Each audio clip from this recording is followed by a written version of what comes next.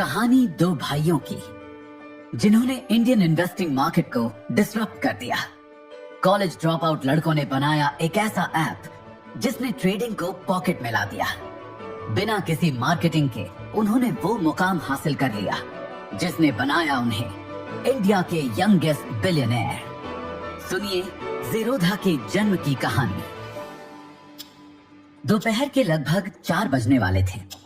निखिल की आंखें लगातार स्क्रीन पर टिकी थी और पेन लगातार कागज पर चल रहा था। वो लगातार स्क्रीन पर बने चार्ट्स को देख रहा था। स्क्रीन पर फ्लैश हो रहे नंबर्स लगातार बदलते जा रहे थे। निखिल एक बार फिर घड़ी की तरफ देखता है। कुछ ही मिनट्स बचे थे शेयर मार्केट क्लोज होने में। जैसे ही वो नंबर स्क्रीन पर फ्लैश होता है, निखिल खट से सेल का ऑप्शन दबा देता है। जैसे ही सेलिंग कंफर्मेशन आती है, निखिल खुशी के मारे झूम उठता है। Yes yes yes. उसकी खुशी देखकर उसका दोस्त पूछता है, क्या हो गया भाई? पूरे 18,000 का प्रॉफिट कमाया है सिर्फ 4 घंटे में। तेरा सही है। रोज 9:45 पर बैठता है और 4 बजे तक कुछ ना कुछ पैसा खींच कर निकाल जाता है। लगता है लक्ष्मी देवी मेहरबान है तुझ पर। हाँ, लक्ष्मी और सरस्वती दोनों ही। लेकिन मेरे कई दोस्त भी यही करते थे, पर उनका सारा पैसा डूब गया मार्केट में। बहुत नुकसान हुआ। एक की तो सारी जमा पूंजी डूब गई यार। दिवालिया हो गया बेचारा। यार, ट्रेडिंग एक बिजनेस है, लेकिन लोग इसे सट्टा बाजार समझकर खेलते हैं। हाँ, माना कि रिस्क है, पर जहाँ हाई रिटर्न्स हो वहाँ रिस्क तो रहता ही है। बात तो सही कही तूने। निखिल का दोस्त शेयर मार्केट के बारे में अखबार, टीवी आदि के माध्यम से जानता था। सेंसेक्स, निफ्टी, स्टॉक एक्सचेंज जैसे शब्दों से परिचित था, पर पर्सनली ना तो कभी इन्वेस्ट किया और ना ही इसमें कोई इंटरेस्ट दिखाया। उसे बस ये लगता था कि ये एक प्रकार का सट्टा है जिसमें बस सब किस्मत का खेल है। जिसकी किस्मत ने साथ दे दिया उसकी कमाई, जिसकी ने नहीं दिया उसका नुकसान।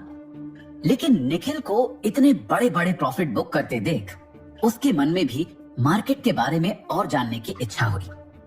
दोनों में जब और बात होने लगी तो निखिल कहता है, देख यार, ना तो ये गेम है और ना ही सट्टा। आप गेम और सट्टा किस्मत से जीतते हारते हैं, पर ट्रेडिंग एक प्रैक्टिस बेस्ड प्रोसेस है। जितनी अच्छी आपकी रिसर्च, मतलब जितनी अच्छी आपकी किसी कंपनी की टेक्निकल और फंडामेंटल नॉलेज, उतने ही चांसेस बढ़ जाते हैं आपके सही स्टॉक में ट्रेडिंग और प्रॉफिट के। किसी भी अच्छी कंपनी के शेयर कम दाम पर खरीद कर उसे अपने प्रॉफिट मार्जिन के अनुसार बेचना, यही मैं करता हूँ। ओह, ये तो फिर बहुत अच्छी चीज है। हाँ है। इस पूरे महीने में मैंने लगभग 47,000 का प्रॉफिट बुक किया है। निखिल उसे अपना ट्रेडिंग अकाउंट खोलकर दिखाता है। उसका दोस्त देखकर हैरान हो जाता है और सोचता है, कहाँ वो पूरे दिन कॉल सेंटर की जॉब से महीने में सिर्फ 8,000 रुपए कमा रहा है और दूसरी ओर उसका दोस्त ऑफिस की सैलरी और ट्रेडिंग दोनों से कमा रहा है। उसका दोस्त कहता है, क्या तुम मेरे थोड़े पैसे मैनेज कर सकते हो? बड़ी सेविंग नहीं है, पर जो भी है मेरी और पापा की मिला के। तुम मेरे पैसे को शेयर मार्केट में लगाना और जो प्रॉफिट होंगे उसमें से मैं तुम्हें भी शेयर करूंगा।